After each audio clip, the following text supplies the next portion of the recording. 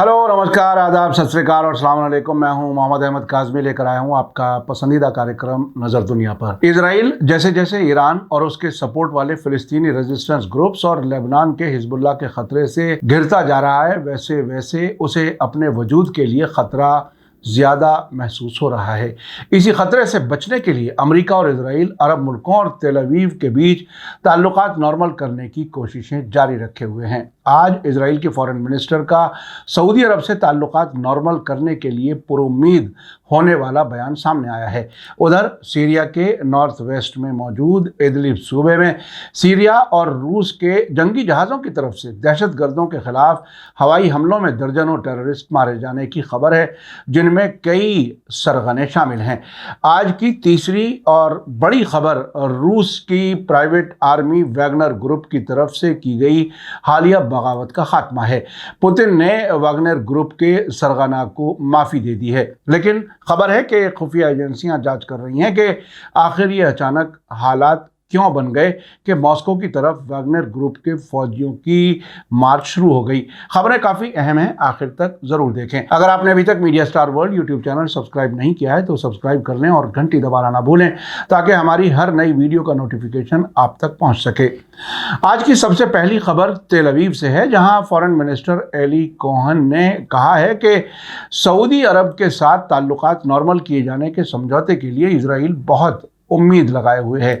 उन्होंने मार्च 2024 से पहले के वक्त को अब्राहम एकॉर्ड से अलग समझौते के लिए मौके की खिड़की बताते हुए कहा कि उसके बाद अमेरिका में प्रेसिडेंट इलेक्शन पर ध्यान फोकस हो जाएगा। टाइम्स ऑफ इजराइल के मुताबिक फॉरेन मिनिस्टर एली कोहन ने कहा है कि आने वाले महीनों में सऊदी अरब के साथ एक बाइज्जत अमेरिका की मीडिएशन के साथ समझौते के लिए छोटी मौके की खिड़की है और इजराइल एक समझौते के लिए पुरुम्मीद है जो 2020 के अब्राहम समझौते से अलग होगा। आपको बता दूं कि डोनाल्ड ट्रंप की हुकूमत के आखिरी मरहले में सितंबर 2020 में यूनाइटेड अरब एमिरेट्स और बहरीन ने इजराइल के साथ ताल्लुकात नॉर्मल करने के लिए व्हाइट हाउस में समझौते पर दस्तखत किए थे। इस मौके पर डोनाल्ड ट्रंप और बेंजामिन नेतन्याहू के अलावा यूनाइटेड अरब एमिरेट्स और बहरीन के फॉरेन मिनिस्टर्स ने समझौते पर दस्तखत किए थे। बाद में सूडान और मोरक्को ने भी इजराइल से ताल्लुकात नॉर्मल कर लिए थे। इंटरनेशनल अफेयर्स को कवर करने वाले डिप्लोमेटिक रिपोर्टर्स के साथ एक ब्रीफिंग में कोहन ने कल कहा कि इस तरह के समझौते पर बातचीत मुख्तलिफ चैनलों, खासतौर से वाशिंगटन के जरिए से चल रही है। हम इस तरह के समझौते को हासिल करने के चांसेस के बारे में बहुत पुरुम्मीद हैं। ये एक मुमकिन समझौता है जिसके बाद अक्सर मुल्क इजराइल के साथ इसी तरह के समझौते करेंगे। कोहन ने यह नहीं बताया कि सऊदी अरब के अलावा और कौन से मुल्क हैं जो इजराइल से ताल्लुकात नॉर्मल करने वाले हैं। एली कोहन ने कहा कि सऊदी भी ऐसे समझौते में दिलचस्पी रखते हैं। ये अब्राहम समझौते का हिस्सा नहीं होगा और इसमें दूसरे मुल्क भी शामिल होंगे। इजरायली अंदाजे के मुताबिक रियाद के साथ समझौते के लिए मार्च 2024 तक मौके की एक खिड़की मौजूद है, जिसके बाद अमेरिकी सरकार साल के आखिर में होने वाले प्रेसिडेंट इलेक्शन पर ध्यान फोकस करेगी। आपको बता दूं कि पिछले कुछ महीनों में सऊदी अरब और इजराइल के बीच ताल्लुकात नॉर्मल करने के लिए अमेरिका की तरफ से कोशिशें तेज हुई हैं। हाल ही में अमेरिकी फॉरेन मिनिस्टर एंटनी ब्लिंकन ने सऊदी अरब के दौरे के मौके पर crown prince Mohammed bin Salman और सऊदी foreign minister prince Farhan bin Faisal के अलावा जीसीसी मुल्कों के फॉरेन मिनिस्टर्स के साथ बातचीत में इजराइल से ताल्लुकात का मामला उठाया था, लेकिन सऊदी अरब ने साफ कह दिया था कि जब तक फिलिस्तीन का मामला हल नहीं होता तब तक वो इजराइल से ताल्लुकात नॉर्मल नहीं कर सकते। हाल ही में ईरान और सऊदी अरब के दरमियान ताल्लुकात बेहतर होने से भी सऊदी और इजराइल के बीच डिप्लोमेटिक ताल्लुकात नॉर्मल होने के चांसेस काफ़ी कम हुए हैं।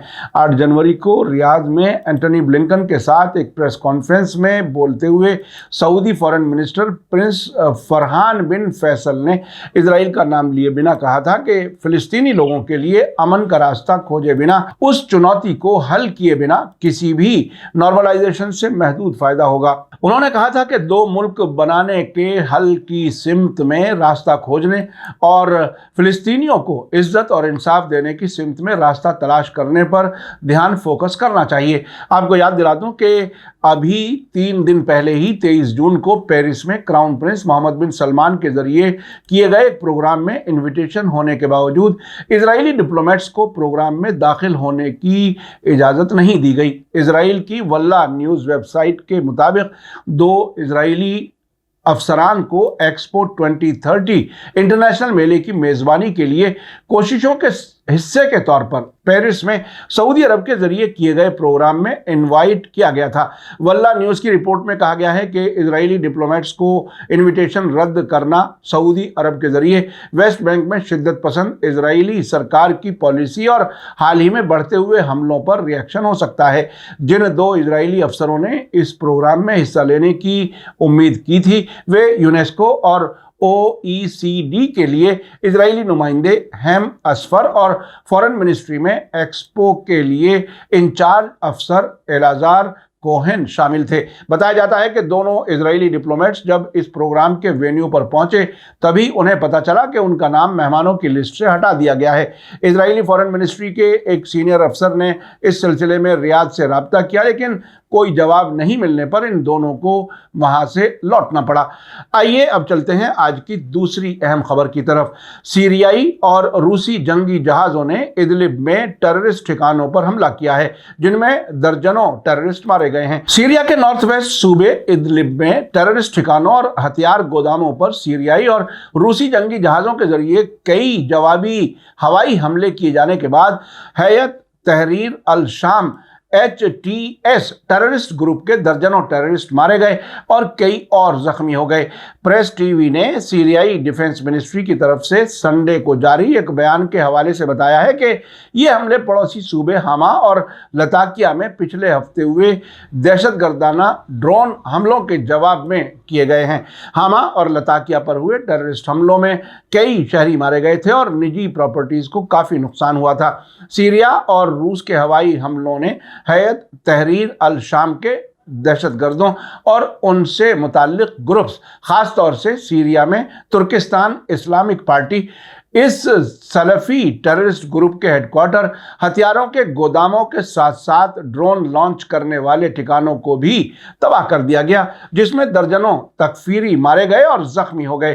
बयान में कहा गया है कि अब्दुल करीम अबू दाऊद अल तुर्किस्तानी, सैफुल्लाह अबू अब्द अल हक अल तुर्किस्तानी और अब्दुल रहमान सादौन समेत कई हाई प्रोफाइल टेररिस्ट कमांडरों को इन हमलों में खत्म कर दिया गया है। रूसी और सीरियाई फौजों ने जिस्र अल शुगैर शहर के बाहरी इलाके में कई हवाई हमले किए, जहां कई दहशतगर्द ग्रुप्स के हेडक्वार्टर्स मौजूद हैं। इसके साथ ही एक और हवाई हमले में इदलिब के साउथ में अरीहा शहर में टेररिस्ट ग्रुप के अल फतह अल मुबीन नाम के ऑपरेशन हेडक्वार्टर को निशाना बनाया गया है। एक अलग रूसी हवाई हमले ने इदलिब शहर के साउथ के दरवाजे के पास एक टेररिस्ट अड्डे पर हमला किया है। बढ़े हुए हवाई हमलों के बाद हैयत तहरीर अल शाम टेररिस्ट ग्रुप ने सीरियाई और रूसी एयरफोर्स के मुस्तकबिल के हमलों से बचने के लिए अपने सभी मेंबर्स को हेडक्वार्टर खाली करने का हुक्म दिया है। लोकल सोर्सेज के मुताबिक इदलिब शहर के बाहरी इलाके में हैयत तहरीर अल शाम टेररिस्ट्स की चौकियां अब खाली हैं। इदलिब के आसपास 30 से ज़्यादा हवाई हमले किए जाने की खबर है। आपको बता दूं कि अब से पहले 17 अक्टूबर 2022 को नॉर्थ वेस्ट सीरिया में रूसी जंगी जहाज़ों के जरिए टेररिस्ट के ठिकानों पर किए गए हमले में तकरीबन 100 दहशतगर्द मारे गए थे। उस वक्त रूसी डिफेंस मिनिस्ट्री ने बताया था कि उसके जंगी जहाज़ों ने सीरिया के टेररिस्ट के कब्जे वाले नॉर्थ वेस्ट के हिस्से में तकफीरी दहशतगर्द ग्रुप्स के ठिकानों पर हवाई हमले किए हैं, जिसमें दर्जनों दहशतगर्द मारे गए थे। उस वक्त रूस के सीनियर फौजी अफसर मेजर जनरल ओलेग योगोरोफ ने कहा था कि हवाई हमलों में टेररिस्ट के लिए एक कमांड सेंटर, उनके हथियार गोदाम और भारी मशीन गनों के साथ तकरीबन 15 पिकअप ट्रकों के अलावा एक ट्रेनिंग कैंप भी तबाह किया गया था। आपको बता दूं कि हैयत तहरीर अल शाम तुर्की की मदद से काम करने वाला टेररिस्ट ग्रुप है। 13 अक्टूबर की सुबह सीरिया की राजधानी दमिश्क के बाहरी इलाके में एक फौजी बस पर हुए बम हमले में 18 फौजी मारे गए और 27 जख्मी हुए थे। इस हमले में हैयत तहरीर अल शाम के शामिल होने की बात कही गई थी। आज की आखिरी खबर रूस में हालिया बगावत के बारे में है। प्राइवेट आर्मी वैगनर ग्रुप के लीडर इवगेनी प्रिगोजिन के जरिए की गई बगावत से पैदा हुआ क्राइसिस खत्म हो गया है। वैगनर ग्रुप के जरिए मॉस्को की तरफ कूच करने का सिलसिला रोक दिया गया है। ये बगावत पिछले फ्राइडे शाम शुरू हुई और सैटरडे को पूरे दिन ये क्राइसिस जारी रहा, यहां तक कि सैटरडे की रात बेलारूस के प्रेसिडेंट अलेक्जेंडर लुकाशेंको की मदद से एक समझौता हुआ और वैगनर ग्रुप ने बगावत रोकने का ऐलान कर दिया। हथियारों से lace private army Wagner group के ठेके पर काम करने वाले रूसी फौज के एक इलाकाई हेडक्वार्टर को कंट्रोल करने में कामयाब हो गए थे, मगर कुछ और फौजी ठिकानों पर कंट्रोल की कोशिश नाकाम रही थी। आखिरकार इवगेनी प्रिगोजिन ने मॉस्को की तरफ बढ़ने का इरादा छोड़ दिया। लुकाशेंको की कोशिशों से होने वाले समझौते में प्रिगोजिन को माफ करने जैसी कुछ शर्तें शामिल हैं। आपको बता दूं कि वैगनर ग्रुप के लड़ाकों ने रूसी फौज के साथ मिलकर यूक्रेन जंग लड़ी है और बाखमोत शहर पर कब्जा कराने में उन्होंने अहम रोल अदा किया है। वैगनर ग्रुप के सरबराह प्रिगोजिन रूस के डिफेंस मिनिस्टर सर्गेई शुइगो और chief of staff general Valery Gerasimov के सख्त मुखालिफ माने जाते हैं। उनका कहना है कि यूक्रेन के खिलाफ रूस के फौजी ऑपरेशन को इन अफसरों ने सही ढंग से अंजाम नहीं दिया। प्रिगोजिन ने फ्राइडे रात रूसी फौज पर इल्जाम लगाया था कि उसने वैगनर ग्रुप के फील्ड कैंप पर हमला किया है। रूसी फौज की तरफ से इस इल्जाम से इनकार किया गया, लेकिन इस बीच प्रिगोजिन ने ऐलान कर दिया कि उनका ग्रुप मॉस्को की तरफ बढ़ रहा है और हम इंसाफ लेकर रहेंगे। सैटरडे को आगे बढ़ते हुए वैगनर ग्रुप ने रोस्तोव नाम के शहर में रूसी फौज के इलाकाई हेडक्वार्टर को अपने कंट्रोल में ले लिया। अलबत्ता इस पूरे वाक़े में कोई जानी नुकसान नहीं हुआ है। रूस की फेडरल सिक्योरिटी सर्विसेज ने वैगनर के सरबराह के खिलाफ क्रिमिनल मामला दर्ज कर लिया है और उन पर मुल्क के खिलाफ बगावत का इल्ज़ाम लगाया गया है। रूस के प्रेसिडेंट व्लादिमीर पुतिन ने सैटरडे को टेलीविज़न पर की गई तकरीर के दौरान वैगनर ग्रुप पर मुल्क और आवाम से गद्दारी करने और पीठ में छुरा घोंपने का इल्ज़ाम लगाया था। उन्होंने इत्तेहाद की ज़रूरत पर जोर देते हुए कहा था कि लॉ एंड ऑर्डर को बहाल रखने के लिए हर ज़रूरी कदम उठाया जाएगा। इसी बीच वैगनर ग्रुप के सरबराह इवगेनी प्रिगोजिन ने रूसी फौज की यूनिटों को अपने साथ मिलाने की कोशिश की, जिसमें वो नाकाम रहे, जबकि दूसरी तरफ बेलारूस के प्रेसिडेंट लुकाशेंको ने प्रिगोजिन से रूसी प्रेसिडेंट पुतिन की तरफ से बात की और वैगनर के सरबराह समझौते के लिए तैयार हो गए। उन्होंने सिक्योरिटी गारंटी ली और उसके बाद ऐलान कर दिया कि उनकी फौजी यूनिटें मॉस्को के रास्ते से वापस लौटकर अपने ठिकानों की तरफ लौट रही हैं। कुछ ही देर बाद रोस्तोव शहर के जिम्मेदारान ने कंफर्म कर दिया कि वैगनर ग्रुप के लोग शहर से वापस चले गए हैं। क्रेमलिन हाउस यानी रूस के राष्ट्रपति भवन की तरफ से ऐलान किया गया है कि खून खराबे से बचने के लिए वैगनर के खिलाफ मुकदमा वापस लिया जा रहा है और वो अब बेलारूस चले जाएंगे। बाकी यूक्रेन बॉर्डर पर मिलने वाली कामयाबियों में अहम रोल अदा करने की वजह से वैगनर ग्रुप के मेंबर्स को अदालती कार्रवाई से छूट दी जाएगी। आपने देखा कि दुनिया किस तेजी से बदल रही है। इजराइल किसी भी तरह से सऊदी अरब से ताल्लुकात नॉर्मल करना चाहता है। ऐसा लगता है कि जिस तेजी से सऊदी अरब और ईरान नजदीक आ रहे हैं, इससे भी इजराइल घबराया हुआ है। सीरिया में भी टेररिस्ट के खिलाफ कार्रवाइयां हो रही हैं। सीरिया के इदलिब सूबे में दर्जनों मुल्कों के टेररिस्ट इकट्ठे हैं, जिन्हें तुर्की अब तक सिक्योरिटी मुहैया करता रहा है और अमेरिका भी उनकी मदद करता रहा है। रूस में ताज़ा बगावत पर बहुत तेज़ी से कंट्रोल किया गया है। अगर रूस के खिलाफ ये अमेरिका और यूक्रेन के यूरोपीय दोस्तों की साजिश थी तो भी नाकाम हो गई है। मीडिया स्टार वर्ल्ड लगातार नज़र बनाए हुए है। इसी के साथ मुझे दीजिए इजाज़त। आज का एपिसोड कैसा लगा कमेंट्स में ज़रूर लिखें। थैंक यू, धन्यवाद, शुक्रिया। जय भारत, जय हिंद। मीडिया स्टार वर्ल्ड के और वीडियो देखने के लिए हमारे चैनल को सब्सक्राइब करें और सीधे नोटिफिकेशन पाने के लिए बेल आइकन दबाएं। और अगर हमारी खबर सच्ची और अच्छी लगे तो अपने व्हाट्सएप, इंस्टाग्राम, फेसबुक और ट्विटर अकाउंट पर जरूर शेयर करें।